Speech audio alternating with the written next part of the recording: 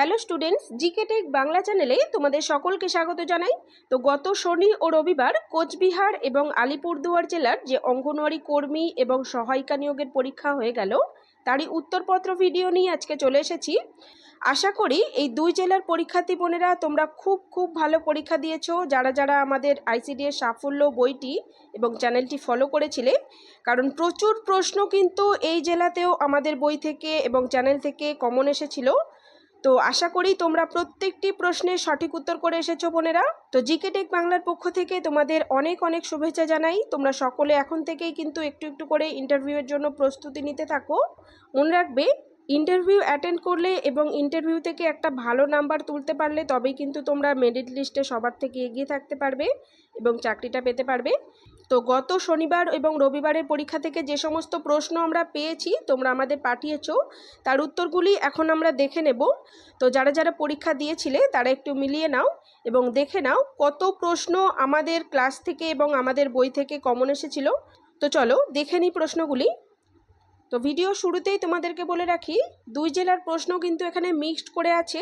তাই কোনো কোনো প্রশ্ন হয়তো তোমাদের মনে হতে পারে কোচবিহার থেকে যারা পরীক্ষা দিয়েছো তোমাদের আসেনি, বা আলিপুরদুয়ার থেকে যারা পরীক্ষা দিয়েছো তোমাদেরও মনে হতে পারে কোনো কোনো প্রশ্ন আসেনি।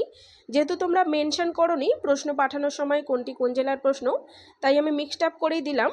তো চলো এখন কি কি প্রশ্ন এসেছিল সেগুলো একটু দেখে নিই। দেখো, কোচবিহার ও আসামের মধ্যে কোন নদী প্রাকৃতিক সীমারেখার নির্দেশ করে? তো এই প্রশ্নটি সম্ভবত এসেছিল।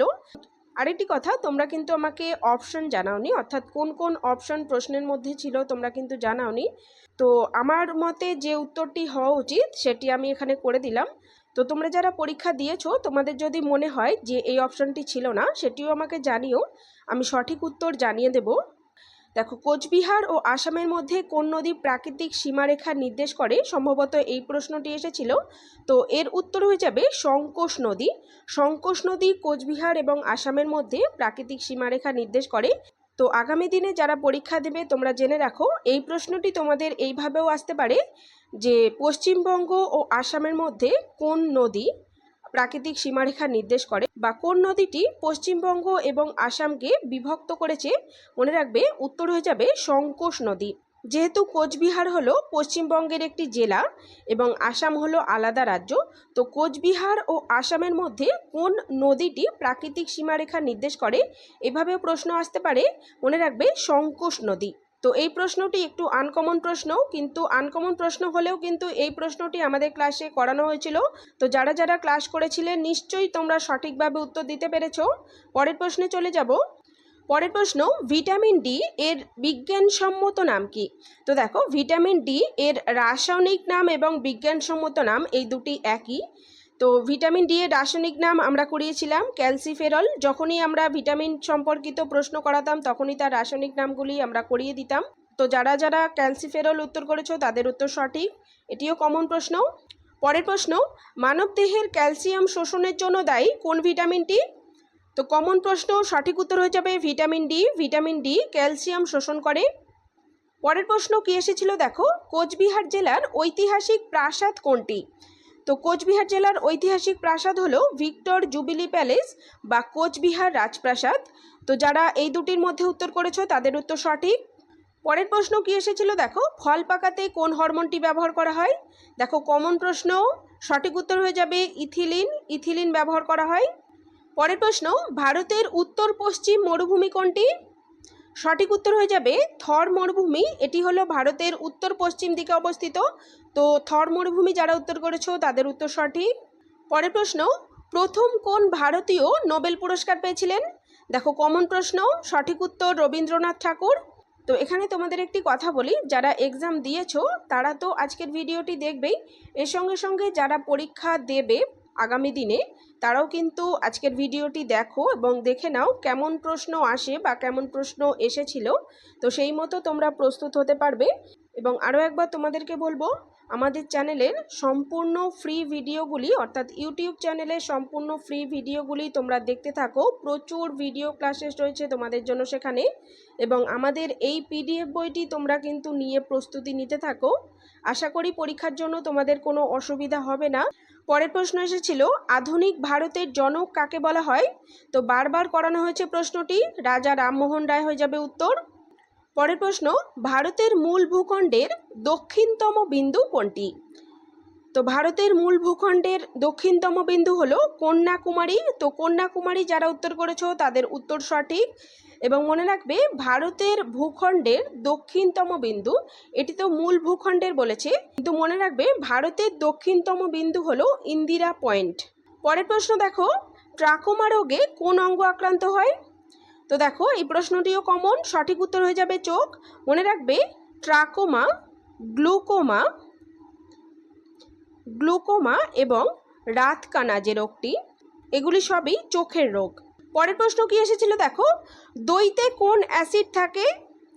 তো কমন প্রশ্ন, সঠিক উত্তর ল্যাকটিক অ্যাসিড, বারবার করানো হয়েছে। তো এখন বইটি প্রসঙ্গে একটু বলি, আমরা আইসিডিএস এর সিলেবাস অনুযায়ী একটি পিডিএফ বই বানিয়েছি, আইসিডিএস সাফল্য। তো বইটিতে তোমাদের পরীক্ষার জন্য গুরুত্বপূর্ণ সমস্তটাই কভার করা হয়েছে। তো এই বইয়ের মধ্যে আছে প্রচুর জিকে প্রশ্ন, পুষ্টি, জনস্বাস্থ্য, নারীদের সামাজিক অবস্থান, এছাড়াও রয়েছে অঙ্ক, রচনা, ইংলিশ থেকেও প্রশ্ন, এছাড়াও রয়েছে প্র্যাকটিস সেট, 10টি প্র্যাকটিস সেট রয়েছে, অর্থাৎ সমস্ত বিষয় থেকেই তোমরা এখানে প্রশ্ন পেয়ে যাবে। তো অঙ্গনওয়াড়ি কর্মী ও সহায়িকা পদের পরীক্ষা যারা দেবে তোমাদের জন্য সম্পূর্ণ গাইড করবে এই পিডিএফ বইটি।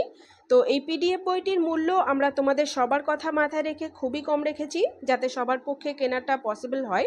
আরেকটি কথা তোমাদেরকে বলে রাখি, আমাদের এই বইটি থেকে তোমরা হয়তো খেয়াল করেছো কোনো কোনো জেলায় 92% থেকে 93%, আবার কোনো কোনো জেলায় 99% থেকে 100% প্রশ্নই কমন আসছে। তো রিসেন্টলি উত্তর 24 পরগনা, দক্ষিণ দিনাজপুর, কোচবিহার, আলিপুরদুয়ার জেলার যে পরীক্ষা হলো, দেখতেই পেলে কি হারে প্রশ্ন আমাদের বই থেকে তোমরা কমন পেয়েছো। তো তোমরাও বইটি নিয়ে পড়তে থাকো, যারা সামনে পরীক্ষা দেবে, আগামী দিনে যাদের পরীক্ষা আছে, এবং জোর কদমে তোমরা প্রস্তুতি নিতে থাকো বইটি নিয়ে। তো বইটি নিতে চাইলে এবং বইটি সম্পর্কে বিস্তারিত জানতে চাইলে বা আইসিডিএস সম্পর্কিত যে কোনো হেল্প দরকার হলে তোমরা স্ক্রিনে দেওয়া নাম্বারে হোয়াটসঅ্যাপ করে যোগাযোগ করো, ওকে। এছাড়াও তোমাদেরকে বলে রাখি, আমাদের বইটি যারা নেবে পরবর্তীকালে ফ্রিতে তোমাদের পার্সোনালিভাবে আরও প্রচুর জিকে প্রশ্ন, তোমাদের জন্য দরকারি নোটস এবং গুরুত্বপূর্ণ রচনাগুলি প্রোভাইড করা হবে, ওকে। তো চলো পরের প্রশ্নটি দেখে নিই। পরের প্রশ্ন, রঞ্জি ট্রফি কোন খেলার সঙ্গে যুক্ত? সঠিক উত্তর হয়ে যাবে ক্রিকেট খেলার সঙ্গে। তো এটিও কমন প্রশ্ন। পরের প্রশ্ন দেখো, পশ্চিমবঙ্গের কোন জাতীয় উদ্যানটি রয়্যাল বেঙ্গল টাইগার সংরক্ষণের জন্য বিখ্যাত? সঠিক উত্তর সুন্দরবন জাতীয় উদ্যান, এটিও কমন প্রশ্ন। পরের প্রশ্ন, 2023 সালে ভারতীয় মহিলা ক্রিকেট অধিনায়ক কে ছিলেন? সঠিক উত্তর হয়ে যাবে হরমনপ্রীত কৌর। তো হরমনপ্রীত কৌর যারা উত্তর করে এসেছো তাদের উত্তরটি সঠিক। পরের প্রশ্ন, লালকেল্লা কোথায় অবস্থিত? তো দেখো তোমাদেরকে বলেছিলাম কোন স্থাপত্য কোথায় অবস্থিত, এখান থেকেও তোমাদের প্রশ্ন দেবে। তো এসে গেছে দেখো, লালকেল্লা কোথায় অবস্থিত, মনে রাখবে লালকেল্লা অবস্থিত নতুন দিল্লিতে। তো নতুন দিল্লি যারা উত্তর করেছো তাদের উত্তর সঠিক।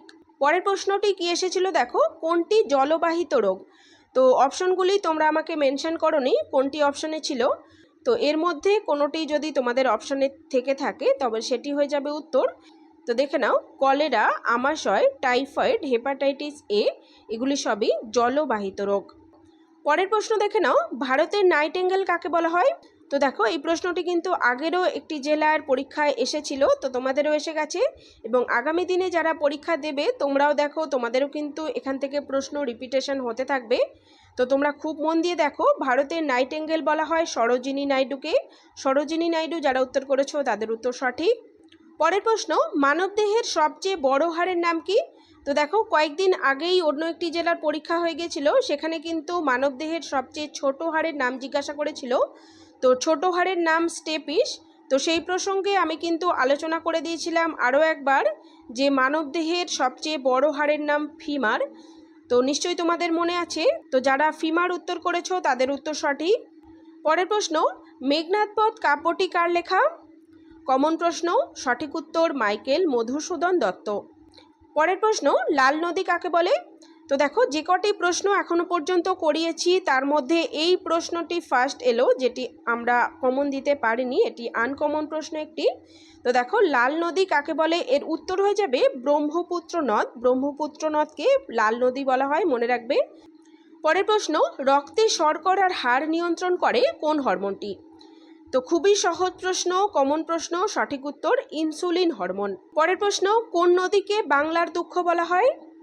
তো এটিও সহজ প্রশ্ন, সঠিক উত্তর দামোদর নদকে। পরের প্রশ্ন কি এসেছিল দেখো, কোন ভিটামিনটি জলে দ্রবণীয়?